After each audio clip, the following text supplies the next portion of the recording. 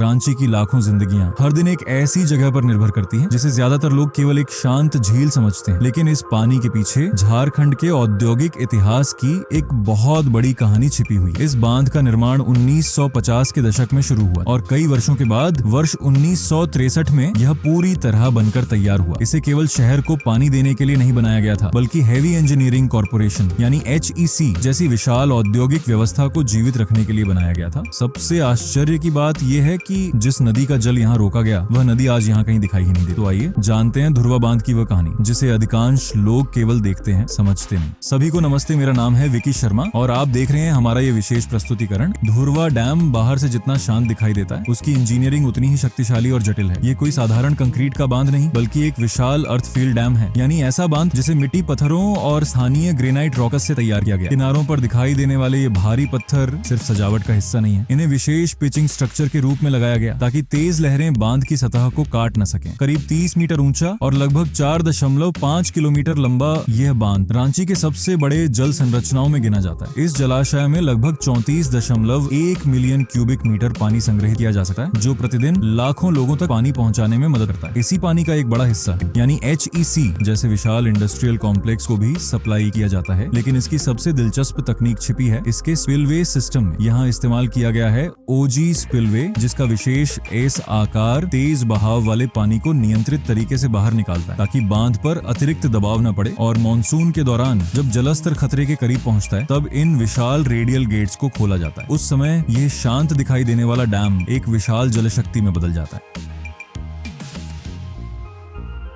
देखिए, यहाँ काम चल रहा है और इस काम की वजह से कभी कभी यहाँ जाम भी लग जाता है, लेकिन यह सब लोगों की सुरक्षा के लिए ही किया जा रहा है। धुरवा डैम के बीचों बीच दिखाई देने वाला वह गोल ढांचा अक्सर लोगों को रहस्य जैसा लगता है, लेकिन असल में ये कोई रहस्यमयी संरचना नहीं, बल्कि इस पूरे सिस्टम का कंट्रोल सेंटर है। इसे इनटेक वेल या वॉल्व टावर कहा जाता है और यही वह जगह है जहां से तय होता है कि रांची शहर और HEC को कितना पानी सप्लाई होगा। इसके अंदर भारी लोहे के गियर, हाइड्रोलिक सिस्टम और मीटर लगे होते हैं जो लगातार पानी के दबाव और स्तर को नियंत्रित करते हैं। इसलिए यह हिस्सा हमेशा बंद रहता है क्योंकि यह एक हाई सिक्योरिटी जोन है। इस डोम के पास पहुंचते ही एक और सच्चाई सामने आती है। यहाँ पानी की गहराई सबसे ज्यादा होती है और मॉनसून के समय ये लगभग 35 से 40 फीट तक पहुंच जाती है। नीचे लगे सक्शन पाइप्स लगातार पानी खींचते रहते हैं, जिसकी वजह से यहाँ का बहाव बेहद खतरनाक हो जाता है। लेकिन इस मशीनरी के बीच एक बिल्कुल अलग दुनिया भी चलती है। इसी डोम के कोनों और छज्जों पर प्रकृति ने अपना छोटा सा घर बना लिया है। यहाँ बैंक, म्याना और स्विफ्ट्स जैसे पक्षी दिखाई देते हैं जो लोहे और कंक्रीट के बीच भी अपनी जिंदगी ढूंढ लेते हैं। एक तरफ इंसान का बनाया सिस्टम है और दूसरी तरफ प्रकृति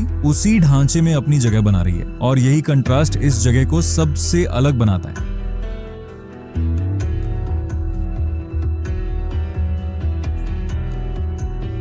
जैसे जैसे आप धुरवा डैम के मेन गेट की तरफ बढ़ते हैं, माहौल पूरी तरह बदलने लगता है। यहाँ हवा की रफ्तार अचानक तेज महसूस होने लगती है और गेट से टकराते पानी की भारी गूंज ये एहसास कराती है कि शांत दिखने वाला यह डैम अंदर से कितना शक्तिशाली है। जब आप यहाँ से नीचे देखते हैं तो पानी की गहराई और उसका दबाव एक अजीब सा डर पैदा करता है। कई बार ऊंचाई से नीचे देखने पर ऐसा महसूस होता है मानो जमीन खिसक रही हो। शायद यही वजह है कि अब पूरे डैम के किनारों पर ऊंची लोहे की फेंसिंग लगाई जा रही है, क्योंकि पिछले कुछ वर्षों में यहाँ सेल्फी लेने, रियल बनाने या सुरक्षा घेरे को पार करने की कोशिश में कई दर्दनाक हादसे हो चुके हैं। सबसे खतरनाक होते हैं ये पिचिंग स्टोन्स, जिन पर जमी काई इन्हें बेहद फिसलन भरा बना देती है। एक छोटी सी गलती और संभलने का मौका तक नहीं मिलता। हालांकि अभी यहाँ पर्याप्त वार्निंग बोर्ड्स दिखाई नहीं देते, लेकिन जिस तरह यहाँ लगातार हादसे हुए हैं उसे देखते हुए ये बेहद जरूरी हो जाता है कि प्रशासन जल्द से जल्द हर खतरनाक हिस्से में बड़े और साफ चेतावनी बोर्ड लगाए, ताकि लोग सिर्फ इस जगह की खूबसूरती ही न देखें बल्कि इसके खतरे को भी समझ सकें, क्योंकि एक तस्वीर या कुछ सेकंड की रील किसी की जिंदगी से ज्यादा कीमती नहीं हो सकती। यहाँ हमें कई जगह पर शराब की बोतलें और उनके पैकेट भी देखने को मिले, जो बिल्कुल ठीक नहीं है। हमें अपना कचरा खुद साफ रखना चाहिए और इस जगह की स्वच्छता का ध्यान रखना चाहिए। हम जब यहाँ आए तो मौसम भी अचानक बदल गया। आप देख सकते हैं कि तेज हवाएं चल रही हैं, इसीलिए हमें अपनी शूटिंग कुछ देर के लिए रोकनी भी पड़ी। आप देख सकते हैं कि यहाँ लहरें काफी तेज हो गई हैं, पानी बहुत तेज हिल रहा है और यहाँ रखी हुई सारी नावें एक दूसरे से टकरा रही हैं। हवा इतनी तेज चल रही है कि यहाँ खड़े रहना भी मुश्किल हो सकता है और संतुलन बिगड़ने का खतरा रहता है।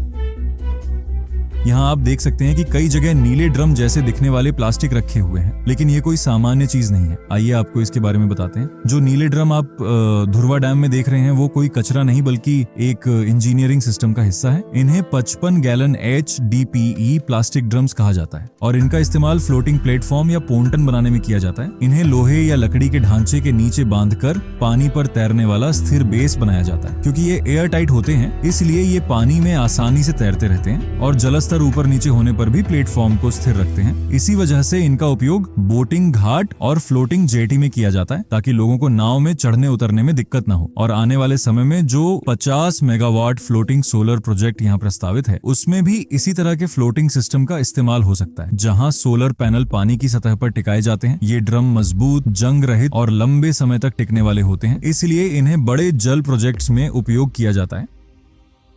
देखिए वहाँ एक लड़का पानी में उतरकर मजे लेते हुए नहा रहा है, लेकिन यहाँ ध्यान देने वाली बात यह है कि इस तरह तेज बहाव और गहराई वाले पानी में बिना सुरक्षा के उतरना काफी खतरनाक हो सकता है।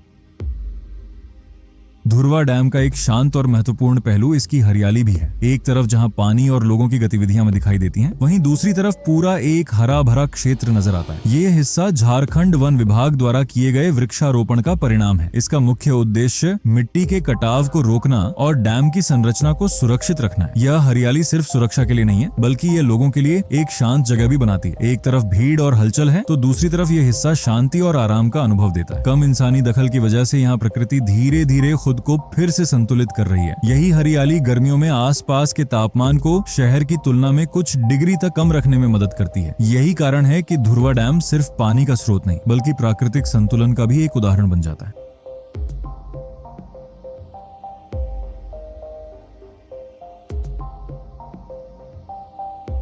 ये वीडियो का सबसे बड़ा खुलासा है। यही लोग सबसे ज्यादा सवाल पूछते हैं, आखिर नदी गई कहाँ? सबसे पहले समझते हैं इसका स्रोत। सुवर्ण रेखा रिवर की शुरुआत रांची के पास नगरी गांव के एक छोटे तालाब से होती है जो लगभग 15 से 20 किलोमीटर दूर है। वहीं से ये नदी आगे बढ़ती है और धुर्वा क्षेत्र की तरफ आती है। यहीं से असली बदलाव शुरू होता है। धुर्वा डैम इस नदी के लिए एक बड़ा नियंत्रण बिंदु बन जाता है। यहाँ आने के बाद नदी का अधिकतर पानी एक विशाल रिजर्वियर में रोक लिया जाता है ताकि रांची शहर और HEC को पूरे साल पानी मिल सके। इसी वजह से आगे दिखने वाली नदी कई बार बहुत पतली या सूखी नजर आती है। लोगों को लगता है नदी गायब हो गई, लेकिन असल में उसका पानी यहीं रोक लिया जाता है। सिर्फ मॉनसून के समय जब पानी लगभग 38 फीट तक पहुंचता है तब गेट्स खोले जाते हैं और अतिरिक्त पानी बाहर छोड़ा जाता है। बाकी समय नदी का प्राकृतिक प्रवाह बहुत कम हो जाता है। सरल भाषा में समझें तो प्रकृति ने सुवर्ण रेखा को बिना रुके बे ऑफ बंगाल तक बहने के लिए बनाया था, लेकिन धुर्वा पर आकर उसका प्रवाह नियंत्रित कर दिया गया है। यानी जो आप विशाल पानी का क्षेत्र देखते हैं वही असल में एक ऐसी नदी है जिसे शहर की जरूरतों के लिए रोक दिया गया है।